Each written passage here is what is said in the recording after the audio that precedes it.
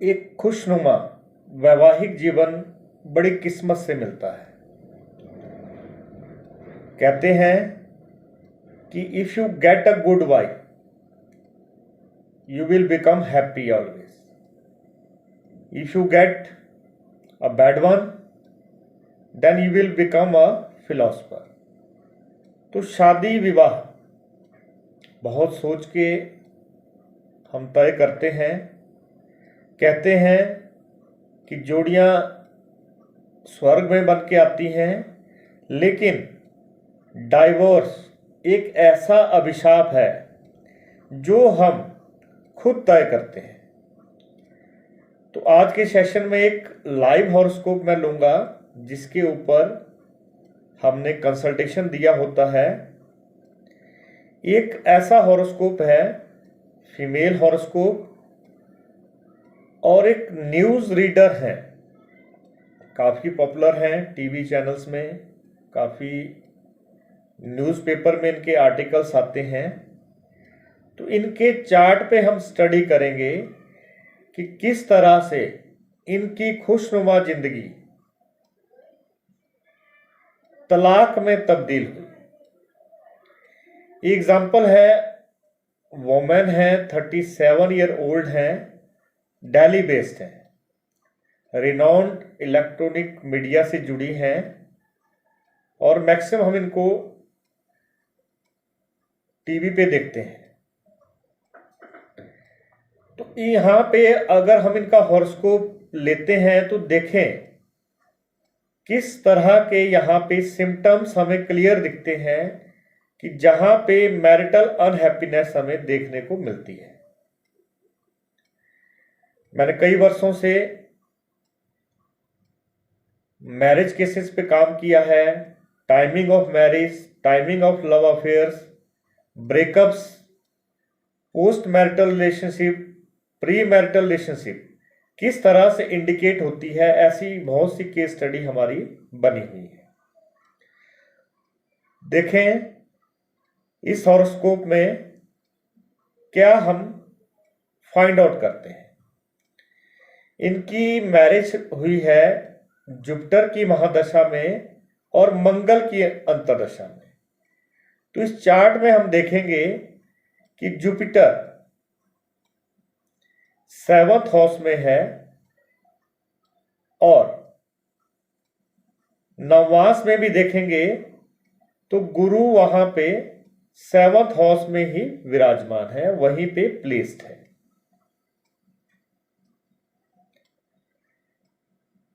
तो गुरु का प्रभाव लगन चार्ट में भी है, नवमाह चार्ट में भी है, area of the marriage. But यहां पे एक और एरर आपको दिखेगा, कट एंड क्रॉसेस यहां पे हमें दिखेंगे कि axis of Rahu and Ketu exist in the 7th house as पर D9 चार्ट, और नवमास चार्ट में जो सप्तमेश बनता है वो मंगल है, और मंगल की पोजीशन 2nd हाउस में है, स्वराशि की है। तो शादी के बाद इनके जीवन में काफी तनाव रहा, टेंशन्स रही। तो इन टेंशन से निजात पाने के लिए 2005 में सेपरेशन का निर्णय लिया गया और डाइवोर्स पिटीशन फाइल की गई कोर्ट में फॉर द सेपरेशन और टू रिमूव द एंजाइटी और टेंशन फ्रॉम द लाइफ। तो संभावित है जब कोर्ट केस होगा, लिटिगेशन होगी, तो एलिगेशन भी लगेंगे। तो हस्बैंड की तरफ से एलिगेशन था कि वाइफ का बिहेव सपोर्टिव नहीं है एज पर सिस्टम। वाइफ की तरफ से था एलिगेशन कि हस्बैंड उनको टॉर्चर करते हैं। तो इस तरह से केस की नींव रखी गई। तो क्लासिकल थ्योरी में कोई भी डाइवोर्स शब्द का प्रयोग ज्योतिष में नहीं है, किसी भी अकल्ट साइंस में नहीं है। सेपरेशन का टर्म यहाँ पे यूज किया जाता है, अलगाव जिसको हम बोलते हैं, सेपरेशन। यहां पे 4 पॉइंट हमने नोटिस किए थे जो डाइवोर्स के हैं। पहला 6th हाउस, छठा भाव, court and litigation and disputes. 11th house, fulfilment of wishes. और ऐसे प्लैनेट जो सेपरेशन देते हैं, सूर्य, मंगल, राहु, केतु, शनि, ये सेपरेटिव प्लैनेट हैं। इनका प्रभाव जब भी 7th हाउस में होगा या फैमिली हाउसेज में होगा तो अपने एक्टिवेशन पीरियड में सेपरेशन की ओर मूव करते हैं। शुक्र का बहुत बड़ा रोल हैप्पी मैरिड लाइफ के लिए। तो शुक्र यहां पे अफ्लिक्टेड है, इस कुंडली में पीड़ित है। अगर हम देखें तो प्लेसमेंट ऑफ शुक्र 8th हाउस में है, राहु के द्वारा अफ्लिक्टेड स्टेट में है, तो यहां पे पावरफुल मूड शुक्र का नहीं है।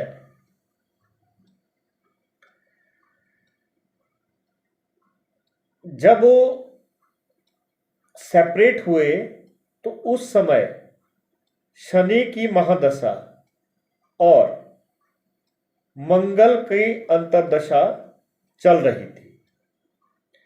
शनि का एस्पेक्ट 6th हाउस में क्लियर पड़ रहा है और 6th हाउस का लॉर्ड मंगल है। शनि का पूरा प्रभाव छठे भाव में है, जहां पे हमें लिटिगेशन और डिस्प्यूट जो है इंक्रीज होते हुए दिखाई देते हैं जब शनि एक्टिवेट होता है। अब मंगल देखें, मंगल यहां पे 10th हाउस में है, तो 10th हाउस में मंगल होने से करियर में बहुत अच्छा ग्रोथ देता है, प्रॉस्पेरिटी देता है। लेकिन छठे भाव का कारक होने से हमें कोर्ट केसेस में या मैरिटल हैप्पीनेस में कमी लाता है।